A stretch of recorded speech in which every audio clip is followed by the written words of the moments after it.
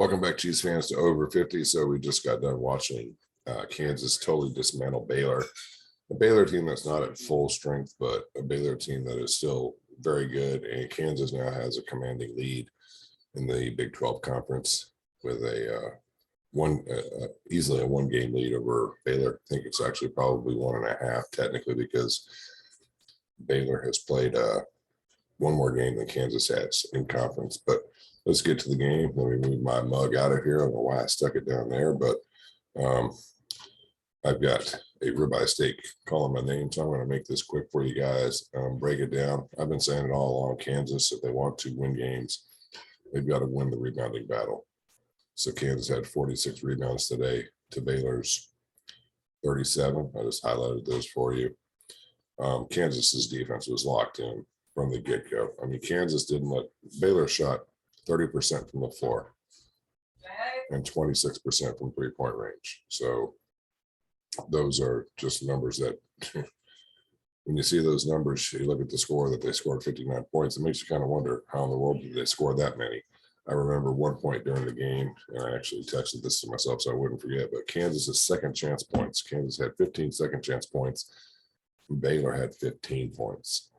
So Kansas's second chance points equaled the Baylor score. Baylor shot 71% from the line on 14 free throws, but Kansas just came to play. They shot almost 52% from the floor. Three-point shooting was not their forte today, but they didn't really need it. They shot 25% from the floor and 14 of 18 on free throws. That was really good. I mean, that's what you need to do if you're going to be a national championship team. And David McCormick, I'm going to give him some props. He didn't shoot the greatest on the floor. He's 1 of 6.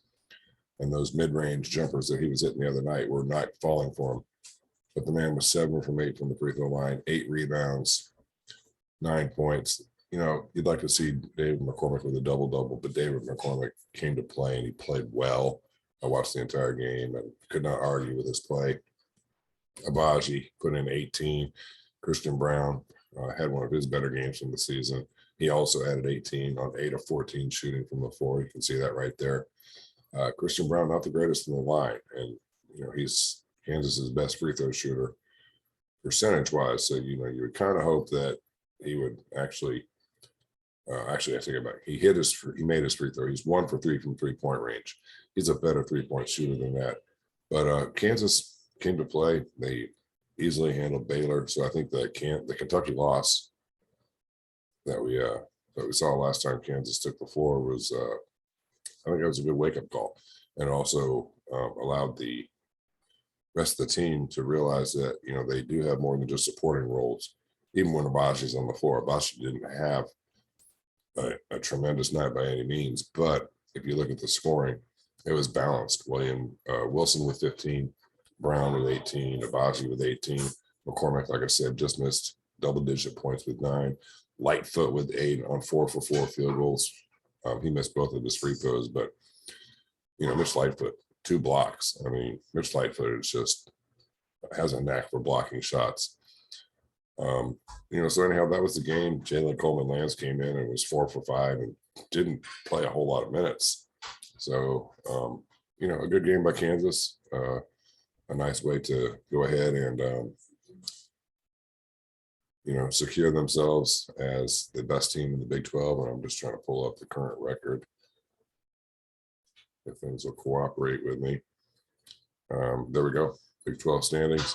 Kansas 8-1, Baylor at 7-3. Like I said, 1.5 games ahead because Baylor has played one more conference game than Kansas has. So Kansas in a commanding lead of the Big 12 conference. Well, I guess, you know, 1.5 games isn't really commanding, but they have a significant handle on the top spot in the Big 12. The Big 12 proving to be a conference to reckon with. And with that, I'm going to let you guys go. Y'all take care. That ribeye steak is calling my name. So with that, I'll catch y'all later. And remember, take care of yourselves. Rock chalk.